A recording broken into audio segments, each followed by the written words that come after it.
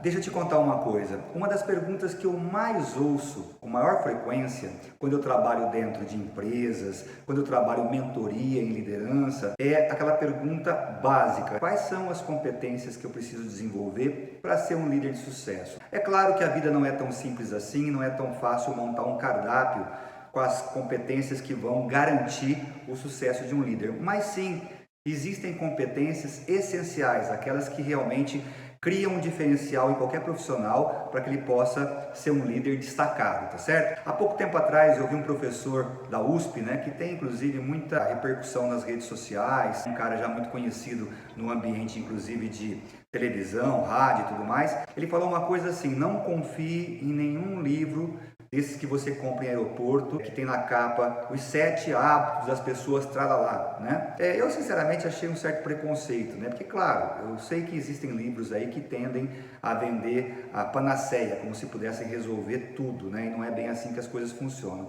Mas é claro que você relacionar, você tentar priorizar, você tentar enumerar, sejam competências, virtudes, passos, tudo isso ajuda no desenvolvimento. Então acho que esse professor foi um tanto preconceituoso, mas vamos lá. Preparei para você aqui algo que eu chamo de as 7 competências básicas para a liderança de sucesso. Eu venho ao longo de mais de 30 anos trabalhando liderança e é claro que essas coisas vêm mudando um pouquinho ao longo do tempo, mas o núcleo, né, a maior parte dessas competências vem se mantendo estáveis. Então, eu vou te contar como desenvolver as 7 competências básicas e ser realmente um profissional diferenciado no que diz respeito à liderança.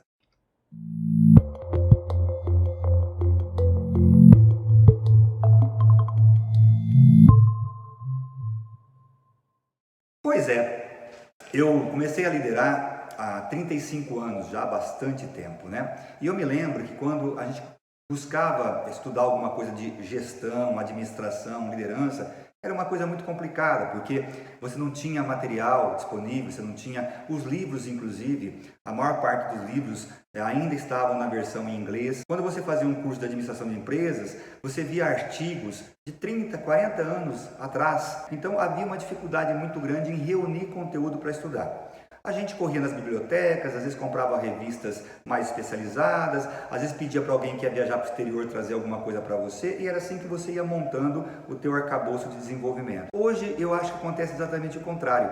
Hoje a quantidade, né, o volume de conteúdos é tão grande que se você realmente não tiver uma curadoria, não tiver alguém que te dê umas dicas para cá ou para lá, você se sente perdido.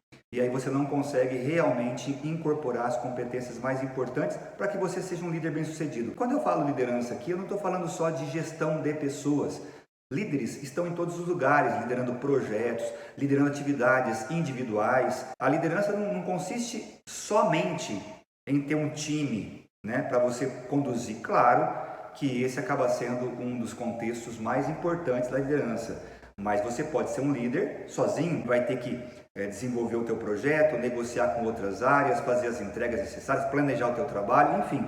Então, liderança começa com a gente mesmo, depois vai se expandindo, né, para pessoas, áreas, empresas, conglomerados e assim por diante. Então, vamos lá. Eu separei para você as 7 competências que eu acho que são as mais vitais quando eu converso hoje dentro das empresas, quando eu participo de processos de seleção, quando eu estudo liderança, eu vejo que essas 7 competências estão sempre presentes. A primeira delas, talvez eu chamaria de a competência essencial da liderança, é o accountability.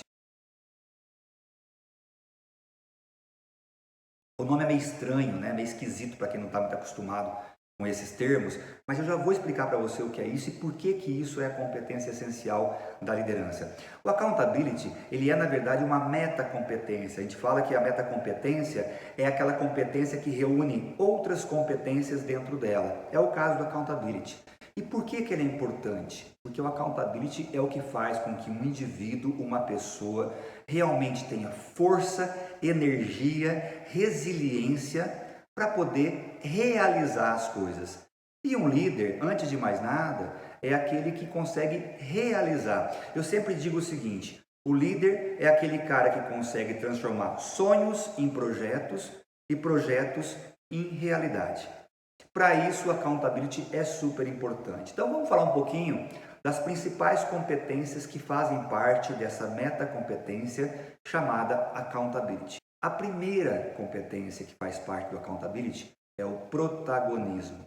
Líderes precisam ser protagonistas. E o que é ser um protagonista? Ser um protagonista é você acordar de manhã consciente de que a vida, o trabalho, os projetos, eles envolvem coisas legais, mas envolvem também adversidades, problemas, escassez de recurso muitas vezes, e que tudo isso faz parte do trabalho de colocar um projeto de pé e fazer as entregas que estão previstas, tá certo? Então, o protagonista, ele não se vitimiza.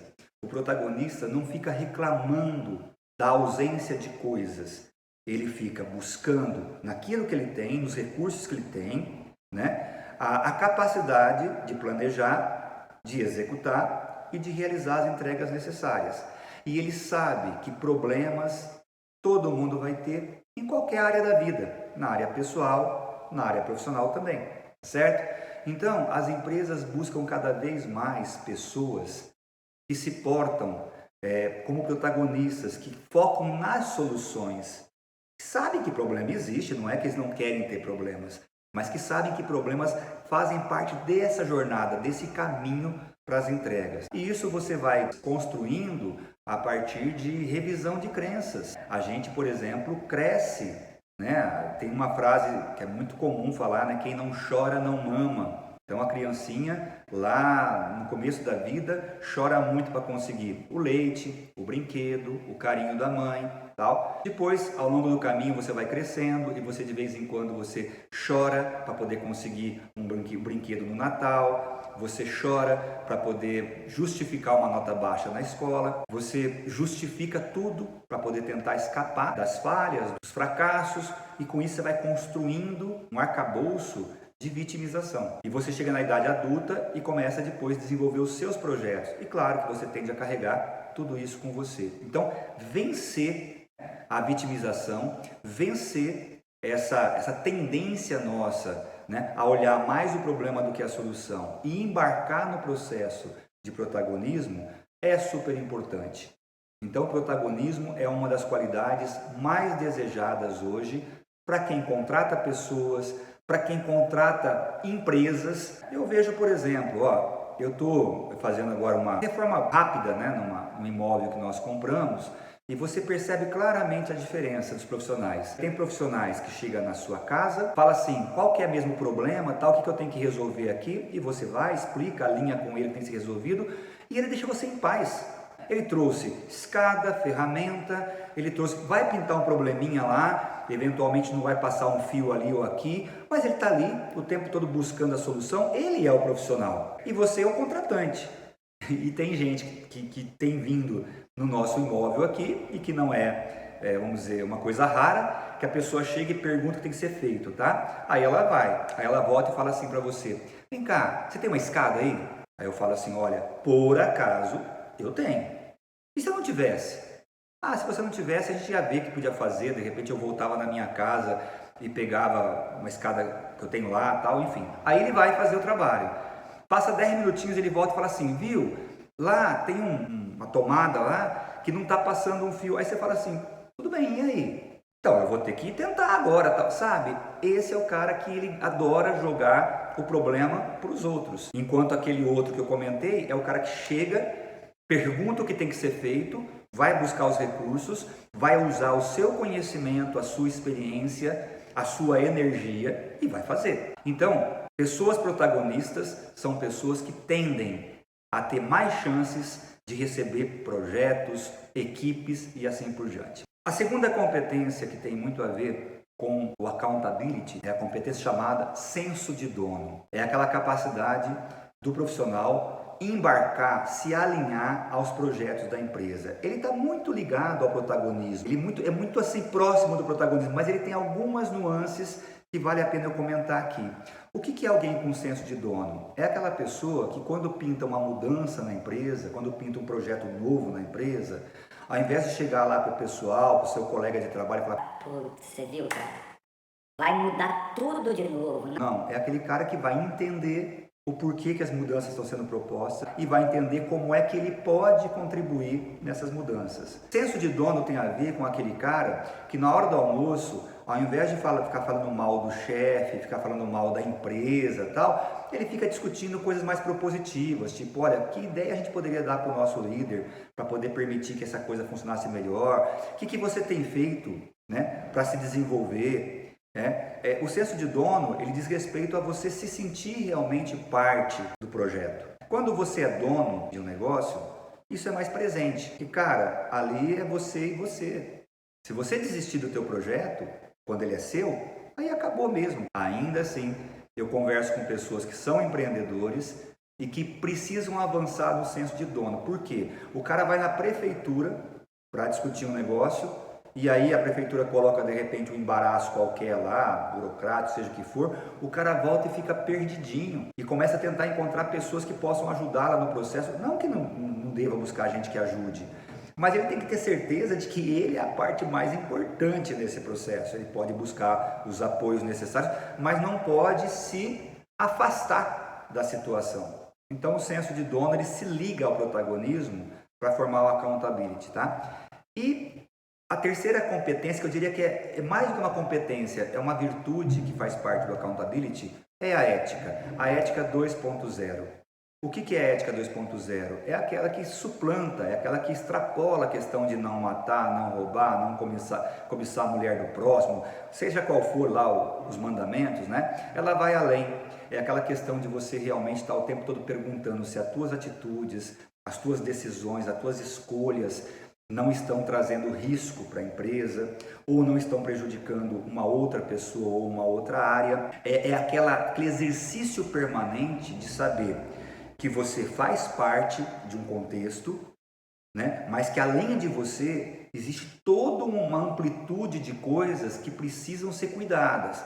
Que você, para bater uma meta, não pode eventualmente fazer uma coisa fora das normas.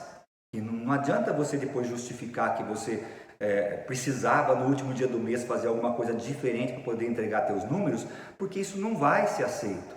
As empresas cada vez mais, elas repudiam totalmente qualquer deslize. Edson, mas eu vivo vendo empresas que derraparam aqui, derraparam ali, profissionais que fizeram alguma coisa errada e que a televisão mostra. Então, cada vez que a TV ou a internet mostra um caso desse, aumenta a ojeriza, aumenta a preocupação das empresas para que elas tenham pessoas éticas efetivamente. Por quê? Porque quando acontece de um erro desse, uma falha dessa, né, um dolo desse, aparecer e ser difundido, a imagem da empresa ou a perda que a empresa tem é muito grande. Então as empresas não querem correr esse risco. Então vamos lá, a primeira competência que eu citaria para que você possa se desenvolver é o accountability, que envolve protagonismo, ou seja, não ser vítima, ser protagonista das coisas, ser parte da solução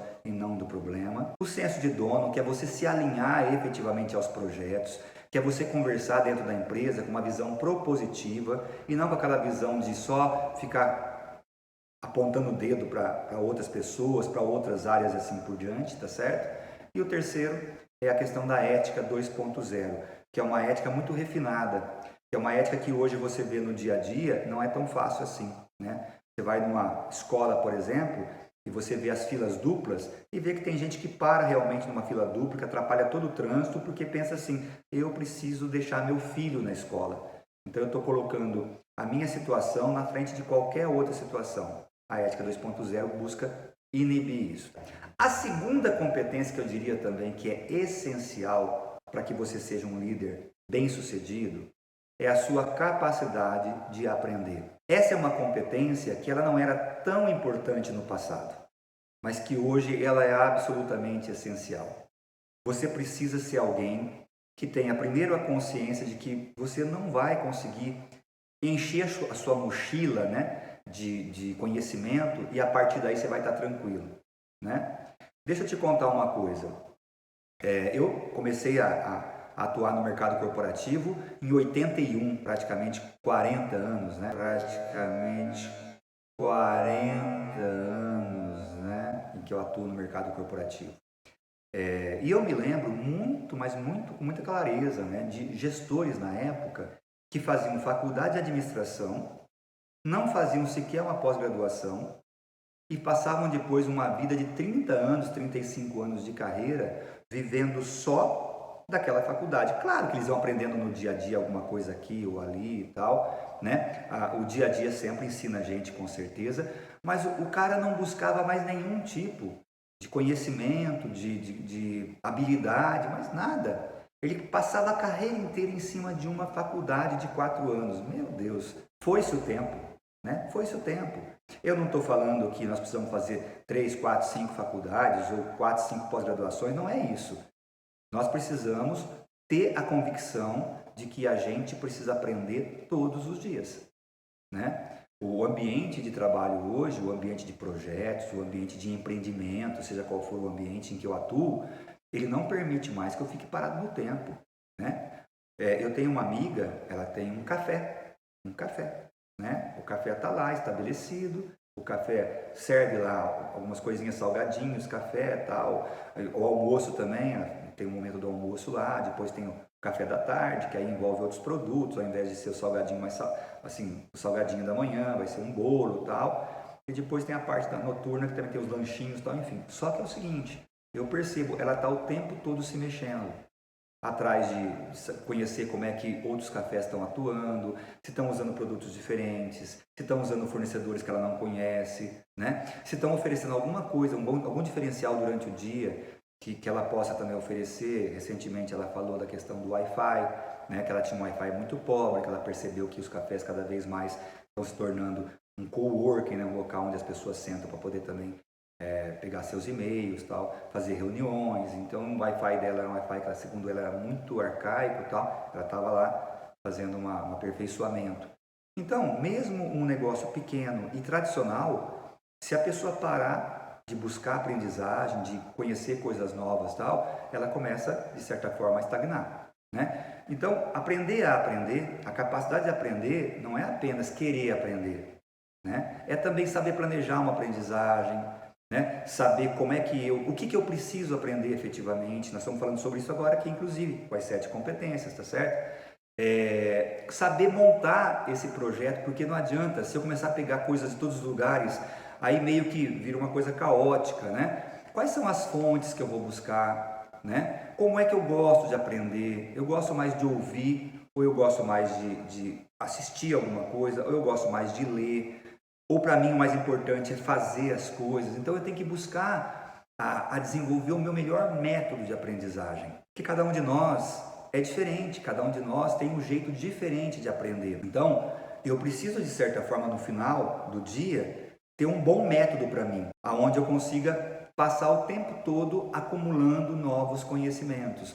E conhecimentos importantes, porque se a gente deixar hoje em dia, a gente aprende muito, mas não aprende o mais importante, porque, como eu falei, a quantidade de informações que tem aí na internet, no dia a dia, na rua, nos outdoor, seja onde for, se você bobear, você passa o dia em contato com as coisas, mas no final do dia você não aprendeu o que você precisa, tá certo? Então, o aprender a aprender, a capacidade de aprender, tem a ver com saber planejar a sua aprendizagem. Nós, por exemplo, na Academia Líderes Online, nós temos um cuidado muito grande com a curadoria.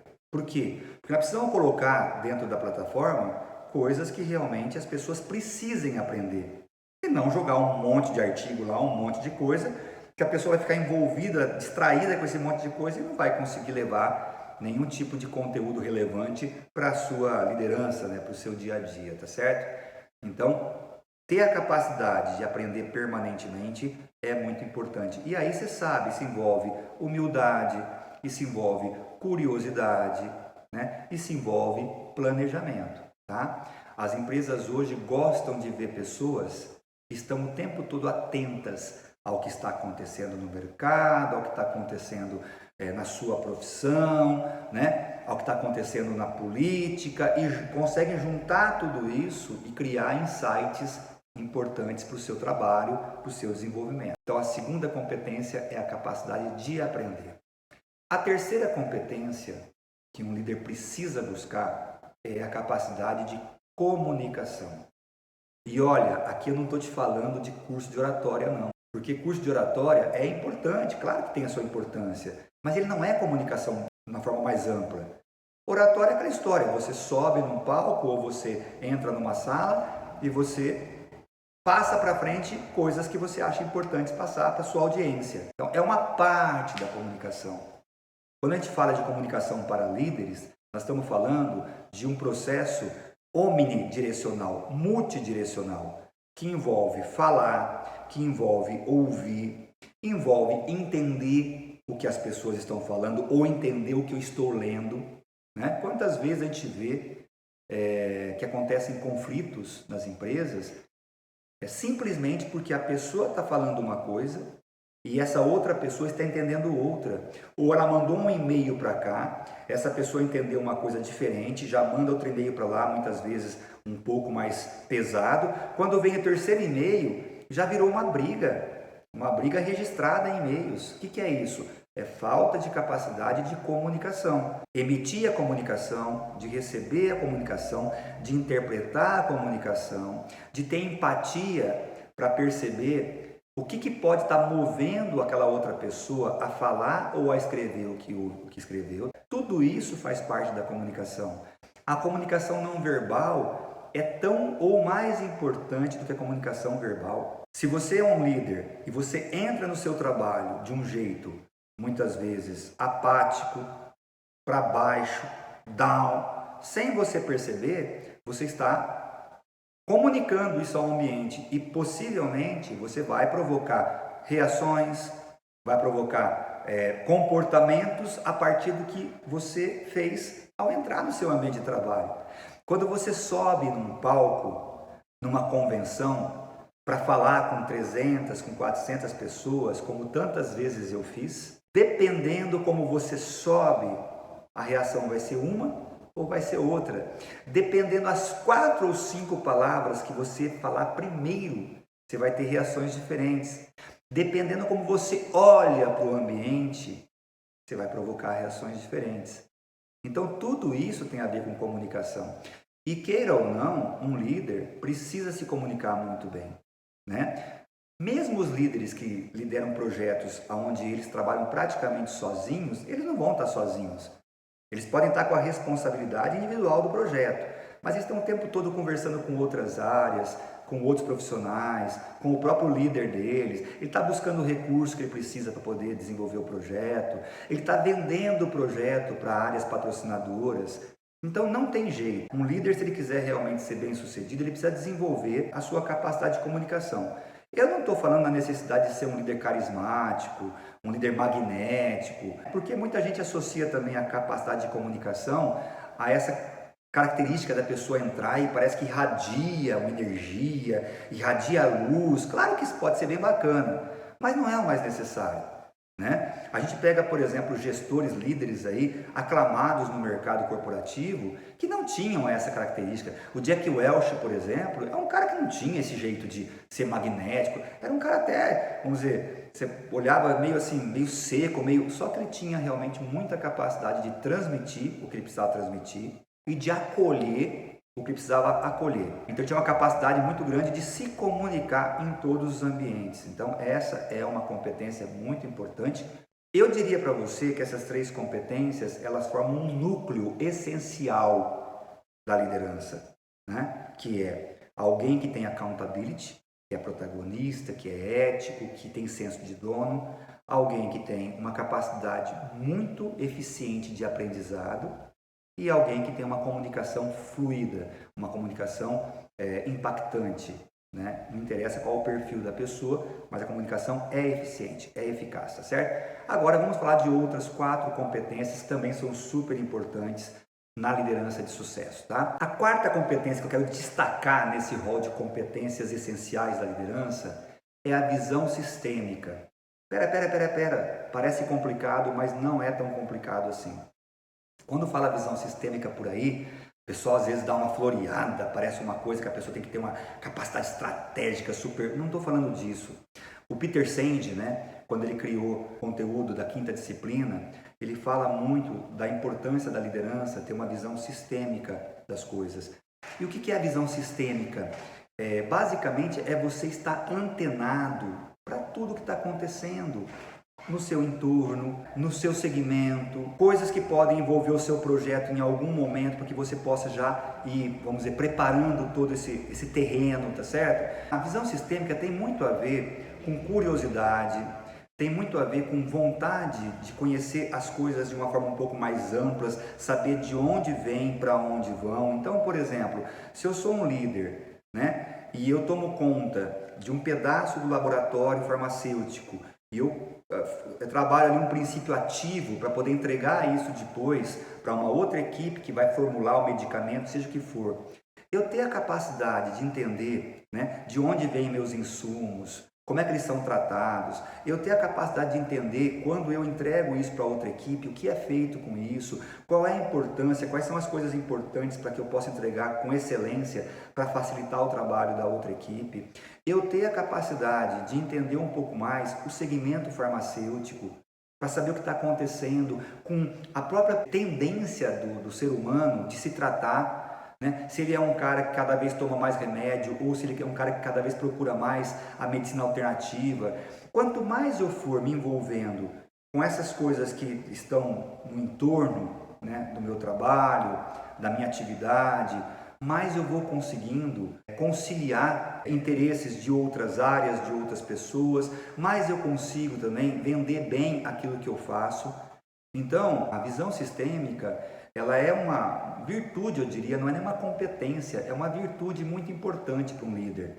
É ele se conectar com o ambiente, é ele perceber que o trabalho dele faz parte de um ecossistema. Mesmo se você voltar para aquele exemplo que eu dei do café da minha amiga, se ela tiver uma capacidade de conhecer um pouco mais a região, os outros estabelecimentos que estão do lado dela, sejam concorrentes ou não, quantas vezes você vê empresas que montam parcerias com outras empresas, tá certo? Então o café está ali, ele percebe que tem uma academia do lado dele, ele vai lá um dia, começa a conversar com o gerente ou o proprietário dessa academia, aí de repente num bate-papo desse ele percebe o seguinte: poxa, e se a gente fizer o seguinte, o pessoal vem para a academia, geralmente toma café em algum lugar, e se de repente a gente fizer um esquema em que eu dou um desconto para quem for associado da academia, para a pessoa tomar um cafezinho antes de fazer a ginástica e tal, sei lá, quanto mais eu vou entendendo o ecossistema que envolve a minha atividade ou o meu negócio, mais eu tenho oportunidades que eu posso perceber, que eu posso identificar e a partir daí, muitas vezes buscar decisões e escolhas estratégicas que não estavam no mapa, não estavam no nosso contexto, tá certo? Então, você ser alguém que entenda bastante do que acontece em volta de você, isso é muito importante. Tanto no momento de uma contratação, quando você vai participar de uma entrevista, ou quando você vai participar, de repente, de uma negociação com uma outra empresa, como também na hora que você vai desenvolver o projeto. Porque ali você vai perceber coisas que você não perceberia se você tivesse fechadinho, né, na sua bolha, tá certo? Bom, a quarta, então, competência que a gente queria destacar era a visão sistêmica. A quinta competência, o planejamento. Para, não sai correndo não. Não sai correndo. Eu sei que quando fala planejamento, muitos de nós começam a ter até meio que dor nas costas, porque a gente, de maneira geral, não gosta de planejar. Vamos ser sinceros conosco, né? Vamos ser honestos. A gente gosta de partir e fazer, tá certo? A gente não curte muito o processo de planejar, de preparar o terreno. Não, a gente não gosta muito disso. Então, planejamento não precisa ser tão complicado como muita gente parece tentar fazer com que pareça, tá certo? Não precisa. Planejamento, gente, é você saber o que você precisa fazer, que é o objetivo nesse caso. A partir desse objetivo, é você saber quais recursos que você dispõe hoje, pessoas, dinheiro, tecnologia, espaço físico, seja o que for, tá certo? A partir daí, o que você precisa fazer com esses recursos para poder fazer essa entrega desse objetivo da melhor forma no prazo previsto? Então, eu tenho o objetivo aqui, eu tenho os recursos aqui. Eu vou tentar adaptar esses recursos para poder fazer uma jornada em que eu faça a entrega no prazo estimado, quiçá até um pouco antes do que se prevê. Se eu não tiver todos os recursos aqui, eu preciso já pensar como é que eu vou buscar alguns recursos que eu não tenho ainda, faz parte da jornada. Eu tenho o objetivo, eu tenho aqui os recursos, e eu fiz a minha jornada, tá? Agora, eu tenho que pensar o seguinte, pô, quais são as coisas que eu tenho de legal que podem fazer com que eu chegue lá, quais são as forças que eu já tenho e quais são, eventualmente, as dificuldades que eu vou encontrar pelo caminho, possivelmente. Porque aí eu planejando também essas dificuldades que eu posso prever, eu já vou conseguindo saná-las ou minimizá-las pelo menos. Então o planejamento não é uma coisa de, sabe, colocar 40 folhas com planilhas tal, né? Claro que depois você vai refinando muitas vezes, você vai criando algumas coisas de planilha financeira, né? Uma cronologia, mas assim, o planejamento em si é esse, é como você fazer uma viagem. O que você faz para fazer uma viagem? Para onde eu quero ir? É o objetivo. Tenho grana hoje? Tenho passaporte? Tenho visto daquele país? Ah, tenho passaporte, tenho grana, mas não tenho visto ainda. Então vamos lá. Preciso do visto, preciso reservar um hotel ou um albergue, preciso verificar direitinho se eu preciso levar alguma coisa de frio e vou montando. Aí eu preciso, depois de reservar o hotel, eu preciso dar uma olhadinha no que tem lá para poder, o que eu vou fazer lá, se eu vou, aonde eu vou jantar, o que eu vou conhecer, enfim, é isso, tá? Mas planejar é super importante. Eu já ouvi algumas vezes gente falar o seguinte: o que adianta planejar se depois nunca vai bater, a realidade nunca coincide com o planejamento? Isso é uma tremenda de uma fuga, né? É uma desculpa para não planejar. O planejamento não foi feito para que a realidade seja exatamente o que você planejou. Foi feito para poder direcionar ações, decisões, preocupações e assim por diante, né? É claro que depois, no meio do caminho, algumas coisas vão acontecer de forma diferente do que você previa, você vai ter que ajustar uma coisa ou outra, mas é como você navegar. Se você vai pegar um veleiro para você chegar num certo local, por exemplo, o Amir Klink faz quando ele vai para a Antártida, tá certo? Mas se ele não fizer já um planejamento de quais recursos ele tem, o que ele precisa levar, quais são as possíveis intempéries que ele vai enfrentar no mar, como é que ele vai encarar isso aí caso aconteça, e se ele perder a comunicação do barco, como é que ele pode eventualmente fazer alguma coisa, ter um backup. Se ele não fizer isso aí, cara, é só aventura mesmo, porque o cara vai sair ao Deus dará. E vai ter que rezar para tudo dar certo, tá certo? Então, planejamento é super importante. Aprender a planejar é muito importante para um líder. Na sequência, vem a outra competência, está casadinha com o planejamento, certo? Que é a execução. Tá? Então, como sexta competência essencial, líder precisa saber executar. Líder precisa pegar um planejamento e fazer acontecer, né? Se você, de repente, planejar muito bem, mas depois não tiver a capacidade de mobilizar as pessoas, a capacidade de não procrastinar, uma gestão de tempo legal, eficiente, né? Uma energia que você possa manter ao longo do caminho, uma capacidade de superar os problemas que forem surgindo, e aí o protagonismo do accountability vem muito na direção de você resolver os problemas, tá certo? Se você não tiver essa capacidade, não vai resolver nada, vai ficar no papel. E depois você vai ter que justificar um monte de coisa que acabou não acontecendo. Então existem muitos métodos importantes, legais, para que você possa fazer uma execução qualificada, mas você buscar uma qualidade na execução é muito importante. Então coisas como gestão do tempo têm importância aí, coisas como capacidade de mobilizar e motivar as equipes que estiverem com você tem bastante importância aí, tá certo? Coisas como a capacidade de criar novas formas de fazer as coisas também tem uma importância grande aí. E sempre pensando, né, pessoal? Você não vai fazer isso tudo sozinho. Tem que ter capacidade de buscar, de interagir, de conversar, de estudar. Lembra da capacidade de aprender, de buscar coisas que estão acontecendo e que você pode utilizar no projeto e assim por diante. Mas o fato é o seguinte, não adianta fazer uma preleção maravilhosa no vestiário se quando você entrar em campo, você não conseguir jogar como você deveria jogar. Aí você vai ter problema e possivelmente você vai perder o jogo, tá certo? Então, a capacidade de execução é tão importante quanto a capacidade de planejamento.